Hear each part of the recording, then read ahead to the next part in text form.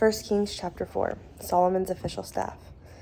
Now King Solomon reigned over all Israel, and these were his officials: Azariah, son of Zadok the Kohen, Elihoreph and Ahijah, sons of Shisha, scribes, Jehoshaphat, son of Ahilud, the recorder, Benaiah, son of Jehoiada, in charge of the army, Zadok and Abiathar, Kohanim, Azariah, son of Nathan, in charge of the officers, Zabud, son of Nathan the Kohen, the king's personal attendant, Ahishar, in charge of the household, Adoniram, son of Abda, in charge of the forced slaves. Solomon had 12 officers over all Israel who provided food for the king and his household. Each had to make provision for a month of the year.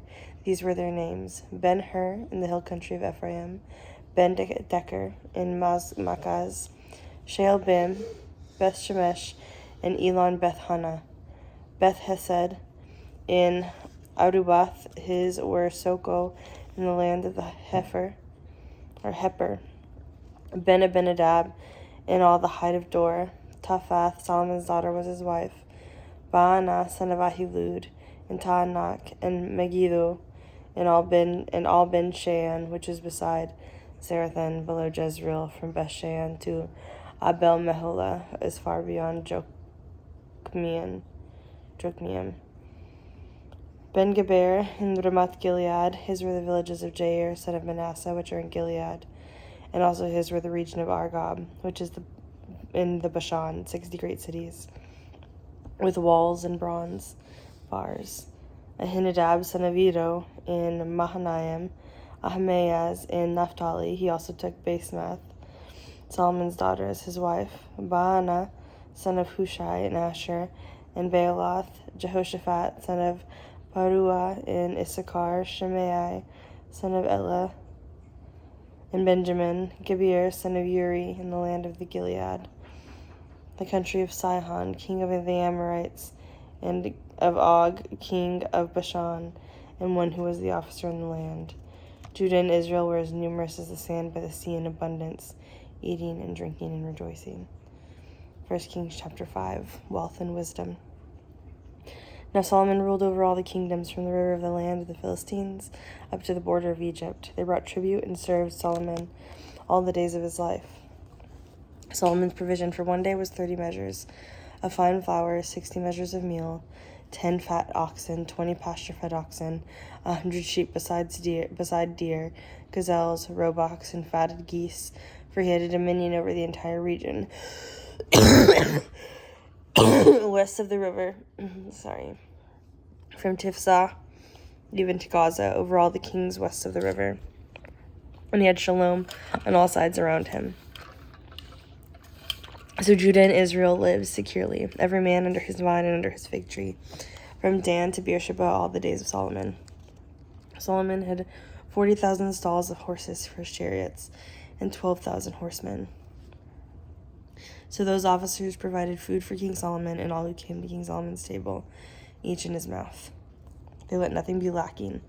They also brought barley and straw for the horses and swift steeds to the place where it should be, each according to his charge. God gave Solomon wisdom and discernment in great measure and a breadth of understanding as vast as the sand on the seashore. Solomon's wisdom surpassed the wisdom of all the sons of the east and all of the wisdom of Egypt. God gave Solomon wisdom and discernment. 1 Kings chapter 5, verse 9. In great measure and a breadth of understanding as vast as sand on the seashore. Solomon's wisdom surpassed the wisdom of all the sons of the east and all of the wisdom of Egypt. For he was wiser than all the men, than Ethan, the Ezrahite, or Herman, Calcol, and Darda, sons of Mahol, and his fame was in all the surrounding nations. He also composed 3,000 proverbs, and his songs were 1,005. He also spoke about trees, from the cedar in Lebanon to the hyssop, and it grows out of the wall. And he spoke about beasts, birds, creeping things, and fish. People came from everywhere to hear the wisdom of Solomon, from all kings of the earth who had heard of his wisdom. Hiram offers materials. Then King Hiram of Tyre sent his servant to Solomon when he heard that they had anointed him king in place of his father, for Hiram was always a friend of David. So Solomon sent word to Hiram, saying, You know how my father David could not build a house for the name of Adonai, his God, because of the wars around him on every side, until Adonai put them under the soles of my feet. But now Adonai, my God, has given me rest on every side. There is neither adversary nor bad incident, so behold, I intend to build a house for the name of Adonai, my God. As Adonai spoke to my father David, saying, Your son, whom I will set upon your throne in your place, he will build the house for my name. So now command that they cut cedars from Lebanon for me. My servants will be with your servants, and I will give you the wages for your servants, according to whatever you say. For as you know, there is none among us who knows how to cut timber like the Sidonians. When Hiram heard Solomon's words, he rejoiced greatly and said, Blessed be Adonai today, who has given to David a wiser son over this great people. So Hiram sent word to Solomon, saying, I have heard the message that you sent to me. I will do all that you desire concerning the cedars and the cypress and the timber. My servant shall bring them down from Lebanon to the sea, and I will make them into rafts to go by sea to the place that you indicate to me. There I will break them up, and you will carry them away. Then you will accomplish my desire by giving food for my household. So Hiram kept providing Solomon with cedar and cypress timber, as much as desired. And Solomon gave Hiram 20,000 measures of wheat for food for his household, and 20 measures of beaten oil. Thus Solomon would give to Hiram year by year. Adonai gave Solomon wisdom, as he promised him, so there was shalom between Hiram and Solomon, and the two of them cut a covenant. King Solomon also imposed forced labor from all Israel. The levy was 30,000 men. He sent them to Lebanon in shifts of 10,000 a month.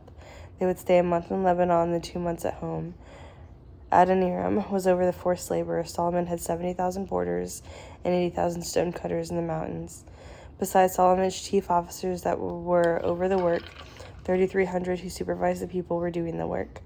Then the king commanded, and they quarried great stones, costly stones, to lay the foundation of the house with cut stones. So Solomon's builders and Hiram's builders, along with Gebalites, cut them and prepared the timber and the stones to build the house. 1 Kings chapter 6, building the temple. Now it came to pass 480 years after the children of Israel came out of the land of Egypt, in the 4th year of Solomon's reign over Israel, in the month of Ziv, which is the 2nd month, that he began to build Adonai's house. Now the house that King Solomon built for Adonai was 60 cubits long, 20 cubits wide, and 30 cubits high. The porch in front of the sanctuary of the house was 20 cubits in length, corresponding to a breadth of the house, and its depth was 10 cubits from the front of the house. Also for the house he made windows with artistic frames. Against the wall of the house he built a side structure, surrounding both the temple and the inner sanctuary. Thus he made side chambers all around. The lowest story was 5 cubits wide, the middle was 6 cubits wide, and the third was 7 cubits wide. All around on the outside, he provided offset ledges in the wall of the house so that the beams would not be inserted into the walls of the house. For the house, while being constructed, was built of stone, finished at the quarry, was neither hammer, axe, nor any iron tool heard in the house during its construction. The doorway to the lowest story of the side chambers was on the right side of the house. They went up by winding stairs to the middle story, and from the middle to the third. When he finished building the house, he covered the house with beams and planks of cedar. He built the stories of the side structure against the whole house, each 5 cubits high, and they were fastened to the house with timbers of cedar. And the word of Adonai came to Solomon, saying, As for this house which you are building, if you will walk in my statutes, execute my ordinances, and keep all my mitzvot, by walking in them, then I will establish my word with you, which I spoke to your father David. I will dwell among the children of Israel, and will not forsake my people Israel. So Solomon built the house and finished it. He paneled the walls of the house on the inside with planks of cedar. From the floor of the house to the ceiling, he overlaid on the inside with wood, and he overlaid the floor of the house with planks of cypress. Then he partitioned off 20 cubits of the rear part of the house, using cedar boards from the floor to the ceiling, building it as the inner sanctuary of the Holy of Holies. The house that is the sanctuary was 40 cubits long in front of the inner sanctuary. The cedars of the interior of the house were carved as gourds and open flowers, all with cedar, no stone was visible. He prepared an inner sanctuary within the house to set there the ark of the covenant of Adonai. The inner sanctuary was 20 cubits in length, 20 cubits in breadth, and 20 cubits in height. He overlaid it with pure gold and overlaid the cedar altar. So Solomon overlaid the interior of the house with pure gold, and he drew chains of gold across the front of the inner sanctuary and overlaid it with gold. So the entire house he overlaid with gold until the entire house was finished. Even the entire altar by the inner sanctuary he overlaid with gold. In the inner sanctuary he made 2 cherubim of olive wood, each 10 cubits high. The length of one wing of the cherub was 5 cubits, and the length of the other wing of the cherub was 5 cubits, 10 cubits from the end of one wing to the end of the other. And the other cherub was also 10 cubits. Both cherubim were the same in measure and form. The height of the one cherub was 10 cubits, and the other cherub. Then he placed the cherub inside the inner house. When the wings of the cherubim extended, the wings of one touched one wall, while the wing of the other cherub touched the other wall. While their wings in the center of the house touched one another, he also overlaid the cherubim with gold. Then he carved all the walls surrounding the house with carved engravings of cherubim, palm trees, and open flowers in both the inner and outer rooms. And he also covered the floor in both the inner and the outer rooms of the house with gold. For the entrance of the inner sanctuary, he made doors of olive wood, the frame of the doorpost having 5 angels. As for the double doors of olive wood, he carved on them carvings of cherubim, palm trees, and open flowers, and overlaid them with gold. He beat out gold over the cherubim and over the palm trees. He also made for the temple entrance 4-sided doorposts of olive wood and double doors of cypress wood. And 2 leaves on the one door were folding, and the 2 leaves on the other door were folding. He carved cherubim, palm trees, and open flowers on them and overlaid them with gold evenly applied on the graven work. He built the inner court. With 3 rows of gut stones and a row of cedar beams. In the 4th year, in the month of Ziv, the foundation of the house of Adonai was laid. And in the 11th year, in the month of Bul, which is the 8th month, the house was completed in all its parts, and according to all its details. So he was 7 years building it.